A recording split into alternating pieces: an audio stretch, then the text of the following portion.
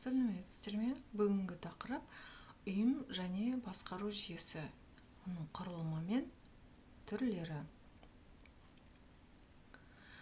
Қазіргі нарықтық экономика жағдайында ұйымдардың тиімді қызмет етуі олардағы басқару жүйесінің дұрыс құрылуына тікелей байланысты.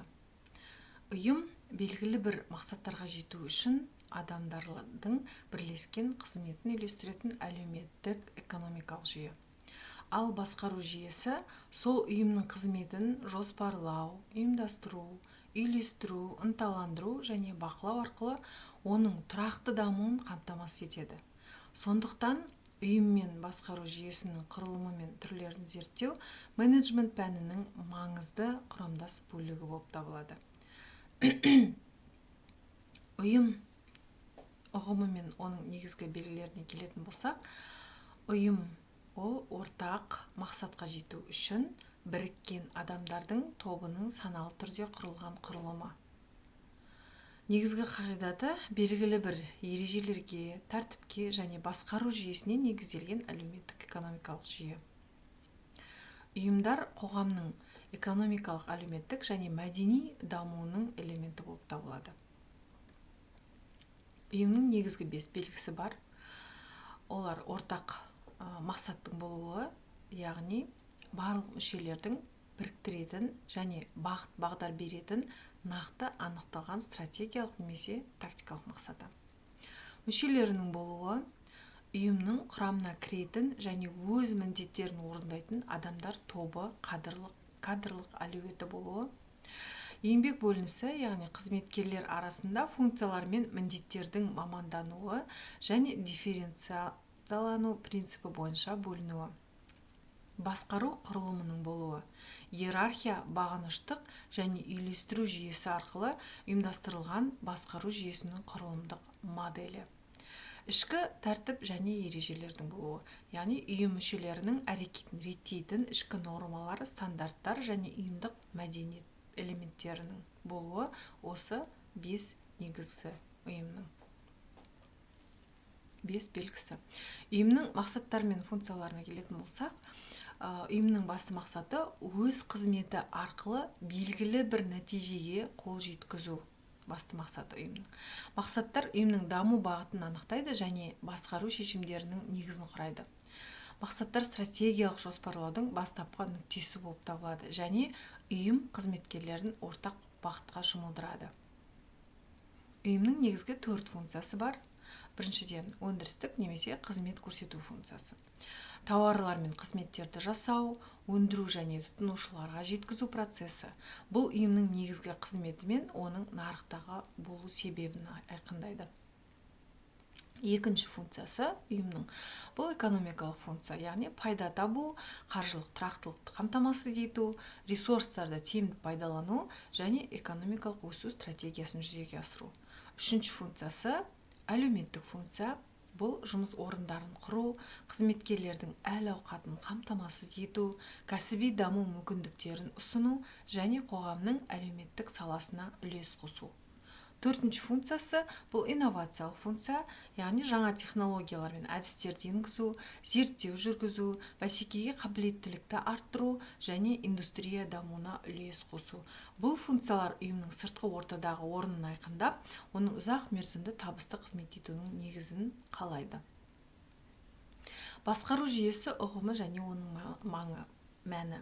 Басқару жүйесі ұйым қызметін тиімді жүзеге асыруға бағытталған басқару органдарының әдістерінің және процестерінің жиынтығы.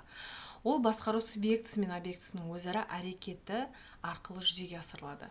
Басқару жүйесі жоспарлау, ұйымдастыру, мотивация, үйлестіру және бақылау сияқты басқару функцияларын біріктіреді. Оның негізгі мақсаты ұйым ресурстарын тиімді пайдалану арқылы қойылған мақсаттарға жету және бәсекелестік артықшылықтарды қамтамасыз ету. Басқару жүйесінің негізгі компоненттері бұл басқару субъектісі, басқару объектісі, басқару әдістері және басқару байланыстары.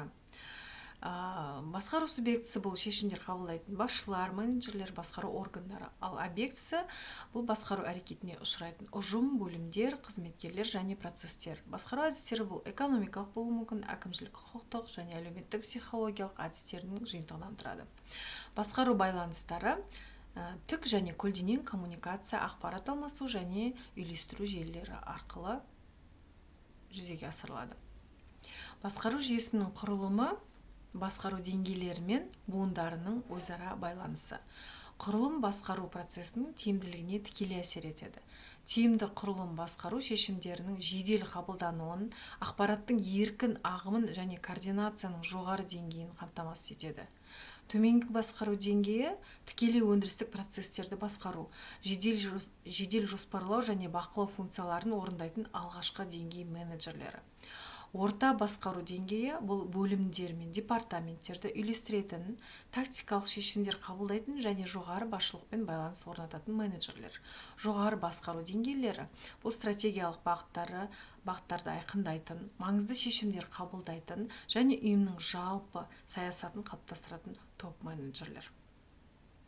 Басқару жүйесінің элементтері бұл басқару субъектісі, объектісі, деңгейлері және байланыстары бойынша элементтерінде басшылар, менеджерлер және басқару органдары, шешім қабылдау орталықтары, яғни ол топ менеджерлер тобы, департамент басшылары, бөлім жетекшілерін жатқызамыз.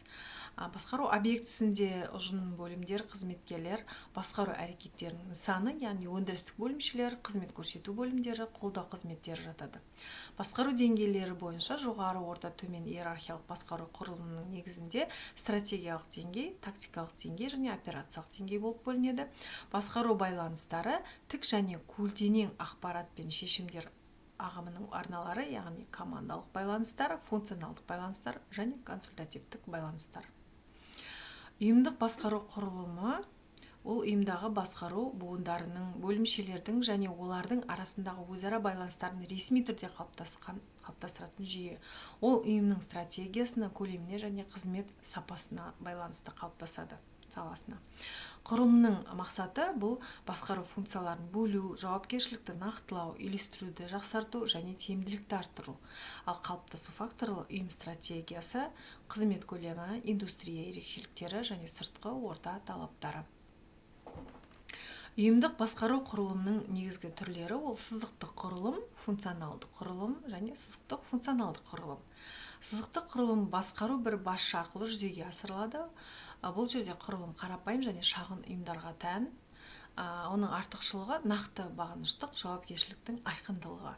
Функционалдық құрылым бұл басқару мамандандырылған бөлімдер арқылы жүзеге асырылады. Әр бөлім өз функциясына жауап береді. Артықшылығы мамандандыру және кәсіби тереңдік. Ал сызықтық функционалдық басқару бұл сызықтық функционалдық басқару артықшылықтарын біріктіреді. Сызықтық және функционалдық басқарудың артықшылықтарын біріктіреді. Көптеген ұйымдарда кең таралған, яғни тепе-теңдік пен икемділік болып саналады артықшылығы. Сызықтық құрылым қарапайымдылық пен бірлік, яғни белгісі, яғни ең қарапайым және ескі түрі басқарудың. Онда әр қызметкер тек бір басшыдан тікелей бұйрық алып, оған есеп беріп отырады. Негізгі сипаттамасы біртұтас бұйрық желісі, нақты анықталған бағыныштық, басшының толық жауапкершілігі және қарапайым координация. Қолданатын аясы шағын кәсіпорындар, жаңадан құрылған стартаптар, қарапайым технологиялары бар ұйымдар үшін тиімді. Артықшылықтары оны айқын бағыныштылық, жаңа айтып өткенде жылдам шешім қабылдау, төмен басқару шығындары, ал кемшіліктері басшының жүктемесі жоғары, мамандану жоқтығы және икемділіктің шектелуі.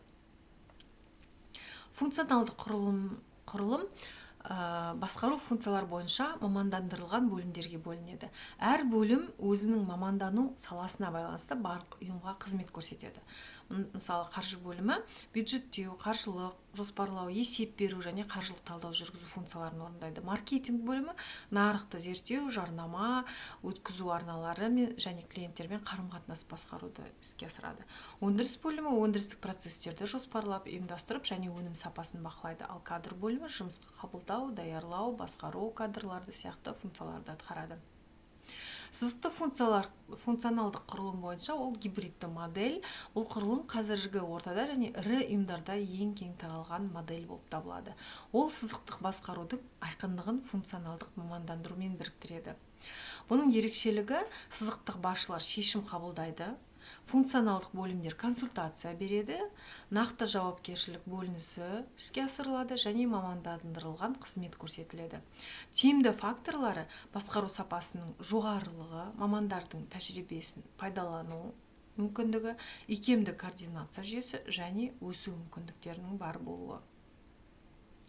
Заманауи ұйымдық құрылым түрлеріне келетін болсақ, қазіргі жағдайда ұйымдар икемді құрылымдарға көшуде. Яғни жаһандану, технологиялық прогресс және нарық динамикасының өсуі жаңа басқару модельдерін талап етеді.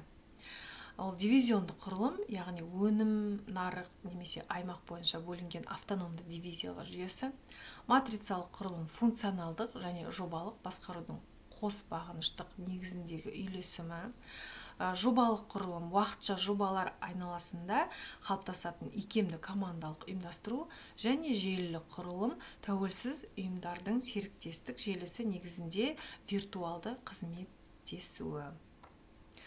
Назарларыңызға рахмет.